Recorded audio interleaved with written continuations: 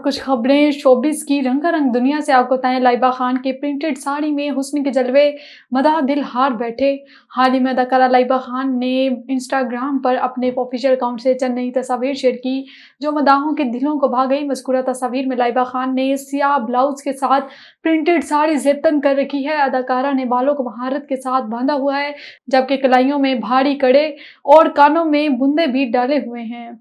और सबा फैसल एक बार फिर दादी बन गई, पोते का नाम भी बता दिया। सीनियर अदाकारा सबा फैसल के छोटे साहिबजादे अरसलान फैसल के यहाँ शादी के 1 साल बाद पहले बच्चे की पैदाइश हुई, जिसकी तस्दीक अदाकारा ने अपनी इंस्टाग्राम पोस्ट के जरिए की। सबा फैसल ने अपनी इंस्टाग्राम पोस्ट में बहू की गोद भराई की वीडियो शेयर करते हुए बताया कि वो और इनके शोहर तीसरे पोते के दादा और दादी बन गए हैं। इनके बेटे अरसलान और बहू निशा के यहाँ हुज़ैफा अरसलान की पैदाइश हुई है।